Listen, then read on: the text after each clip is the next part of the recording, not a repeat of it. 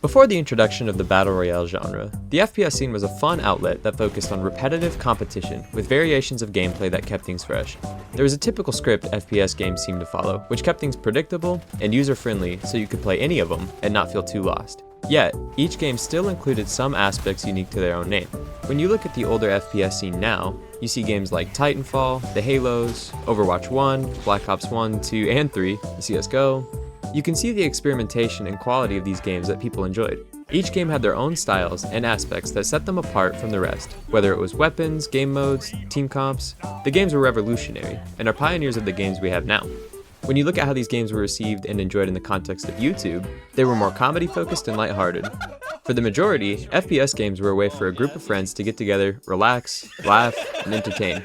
The pressure was off from being good at a game, and there was a lot of room for failure and experimentation in both games and in the videos created. Content was more focused on personalities and less on gameplay. Now, I'm not saying there wasn't a competitive or pro side to games, they just didn't have the massive platform they have now. The first official CSGO tournament took place in 2013, along with Black Ops 2, among other games. The competitive scene was growing, but it didn't really seem as attainable, relatable, and achievable to the everyday gamer, so it needed a little more time to grow.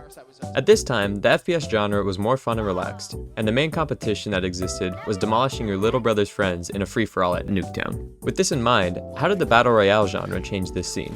To understand this, we should check out the context of the Battle Royale genre, and because there's like 4,000 videos on this already, I'm just going to explain it in caveman terms.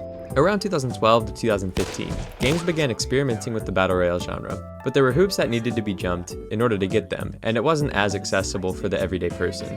These were popular, but weren't as widespread because the method of getting these games was less accessible as it is today. Most people probably only had a console to play games off of, or they had a crusty old Dell desktop that could only run Pablo Sanchez simulators. Needless to say, they were limited to what games they could play, so not everyone shared interest in them. It wasn't until 2017 that official Battle Royale games were published to the masses.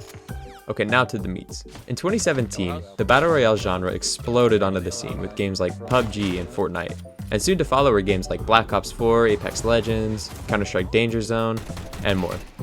One of the biggest reasons for this growth is that these games were no longer just mods for computer games. They were fully released games that anyone could enjoy. Most of them even came to console, if not right away, at least after a little bit. As these games exploded, it felt like every FPS game needed a Battle Royale mode, which led to what felt like millions of knockoff games who were just trying to cash grab off the success of the genre. Or you had some games that didn't need a Battle Royale include one that just made their game feel disingenuous to itself, but that's a different topic. Back on topic, the main draw to these Battle Royale games was the intoxicating tenseness that you'd feel as the numbers of players went down and the circle shrunk. I know this is kind of random, but I remember PUBG had some marketing thing where they said like, you were more likely to be struck by lightning than win your first game of PUBG. And that freaking pulled me in, dude. I wanted to be like 1 in a million. Yeah, I didn't win, if anybody even cared, but... Anyway, these games are long. An average game can last like 30 minutes. Where a typical Call of Duty search and destroy game at the time would only last like 15 minutes. Good job, get ready for the next round. So when people first started playing the Battle Royale games, they quickly got hooked on the nervous feeling of excitement as they invested their time and skills into getting as far as they could. As time ticked, focus got locked in. At the time, the infamous chicken dinner seemed unattainable. Until one day, the stars aligned. Boom, baby! I love being the best! Now, every person who played these games at the beginning sucked at the time. No one could hit their shots, so victories were a feat worth celebrating. And I know you fools used to post your victories on Snapchat, don't lie to me. The focus of these games at the time was discovery. Your focus was on learning the game and how it ticked. Oh, jeez! Yeah, I have a grenade! Go! Go! What guns were good? What did the map look like? When should I move? What locations are the best to loot? Could you outheal the storm? There was so much content for you to explore and utilize. It was a genuine rush. While PUBG did a lot right, it would be hard to ignore some of the massive issues the game had. I remember buying this game for my Xbox and trying it with a couple of my buddies. The game was barely playable. The UI was horrendous, the lag and frames were so choppy, it kind of became irrelevant on console at least. And even on PC, it had a lot of stiff mechanics and was riddled with bugs. Ready to watch this?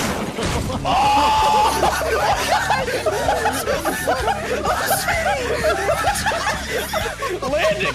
Coolest uncle, baby! I mean, it was still a fun experience and a good game, but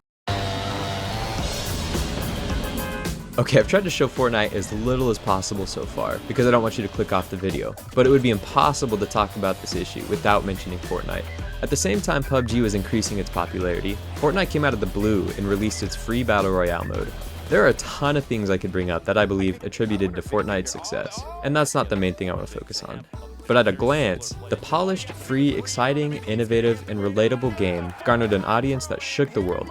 And I legit don't think that's an understatement. I mean, if you go into an elementary school right now, you'll probably still see kids doing the floss dance on the playground. Not speaking from experience, of course. I'm just assuming here, don't cancel me. So Fortnite came onto the scene and gave a new, unique twist to an already exploding genre: building.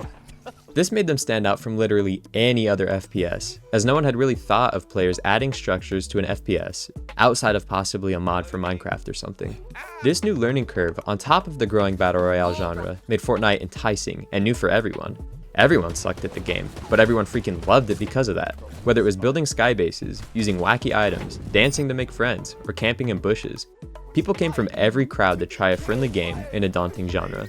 Again, the theme here was discovery, and Fortnite offered hundreds of things to discover in a capacity everyone could handle. Oh my god! So people played Fortnite like crazy, and the game rose in popularity, and people got good, like really good.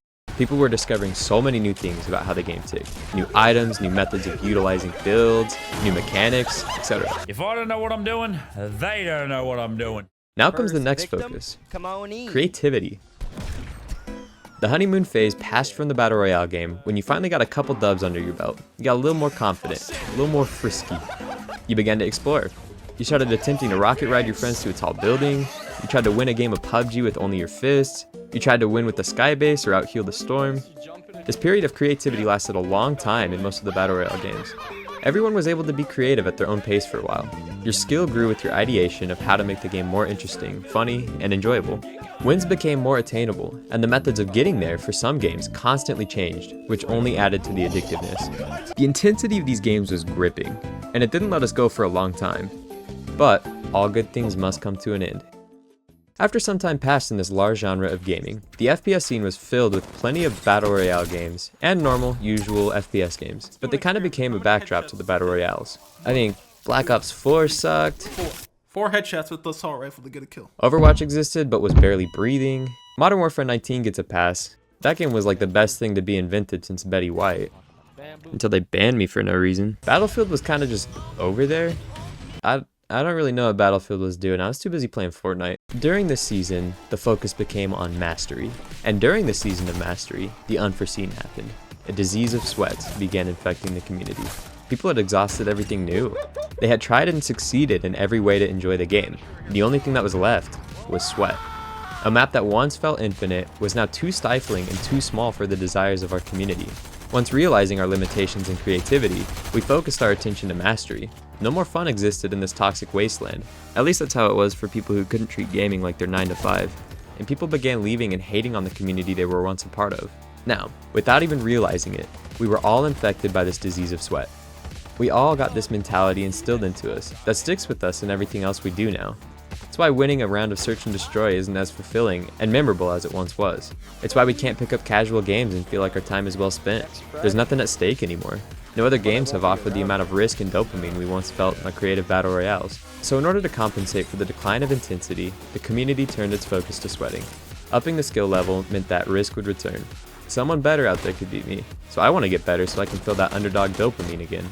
Somehow, we twisted our idea of enjoyment that was originally bred from creativity to sweating. He was trying to surrender. I am so sorry. So how does this long history of Battle Royale abuse affect the FPS games of today? It's created a scene that's very demanding. We expect our time not to be wasted. We fed this desire of constant gratification so much that now we can't get the same joy of exploration and creativity that we used to experience. Everything has already been done by someone better, and it's not exciting unless you were the first to figure it out. And overall, nothing will give you the intense high you once felt while eating your first chicken dinner. Oh my god! Every FPS game now feels like a boring repeat of what we've already tried, but with no stimulation and risk. In essence, our pursuits merely serve as temporal diversions, facilitating the transition towards forthcoming innovations as we oscillate amongst familiar gaming experiences, tethered to the comfort of the known, all in pursuit of a heightened sense of euphoria, an emotional pinnacle achievable only through the cultivation of profound intensity. Anyway, the FPS scene is kind of boofed right now, and it's because of Fortnite. Bye bye.